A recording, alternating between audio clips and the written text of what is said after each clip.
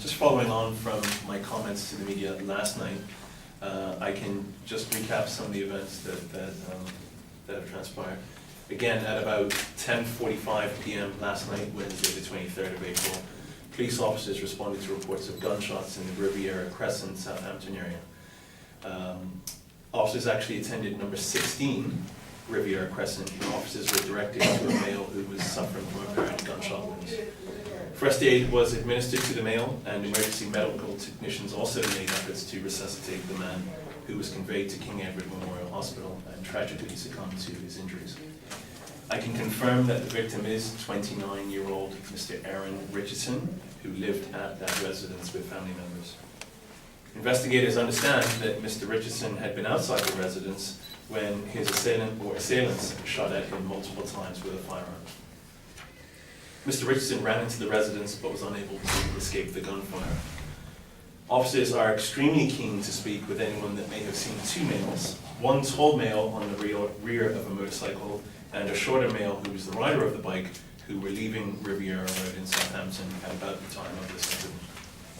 The persons on the bike were in dark clothing, and the motorcycle was described as having a quiet running engine. Officers have collected significant forensic evidence from the scene, and a forensic autopsy is due to be completed in due course. Mr. Richardson was unmarried and had the rest of his life to look forward to living. He leaves behind many family members who are grieving his loss. We are now in the process of piecing together Mr. Richardson's final movements and activity with a view to identifying a motivation for his senseless killing. I'm appealing for anyone that saw this incident or that can provide information as to the suspects in this matter to contact detectives from the Serious Crime Unit. And at this point, I'll hand over to the officer who is going to be the senior investigating officer of this matter, Detective Inspector David Greenidge. Thank you. Hey, good afternoon.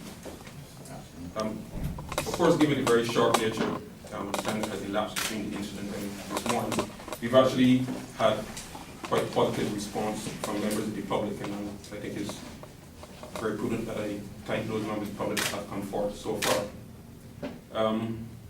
But we would still like to urge any member of the public who have not spoken to the police to please get in contact with us.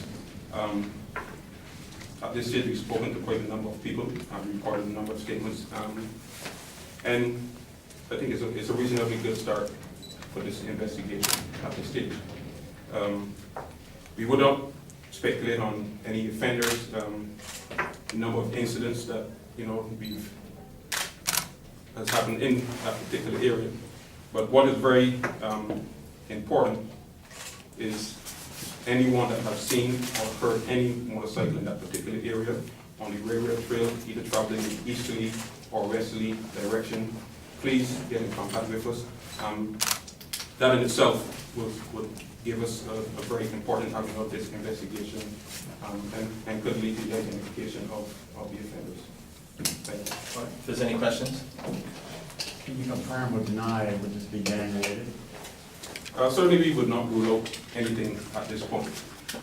There's certain information that we would not even give to the media or members of the public for the risk that it could present a problem in identifying offenders later on in the investigation. So we'll keep all options open until we can solidify any type of motive or an offender.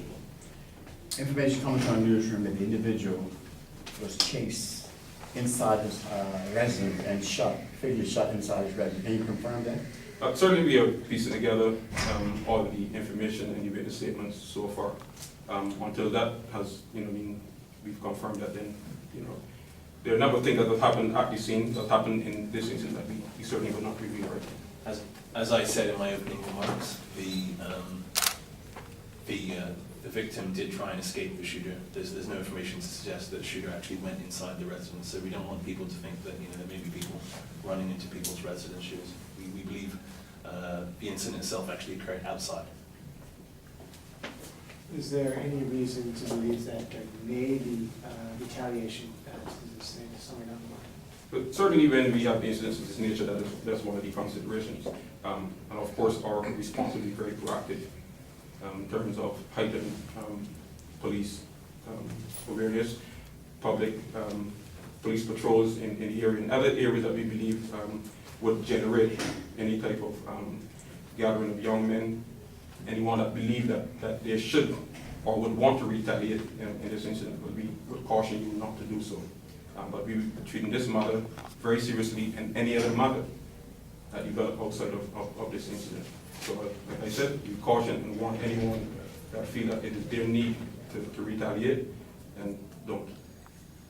Was anyone else home at the time of the shooting at the residence? That we would not confirm right now. Any indication of how many times he was shot? We would not reveal that right now. 5 shots were fired, can you confirm that? Like I said to you earlier, there's certain information that we definitely not want to give up right now.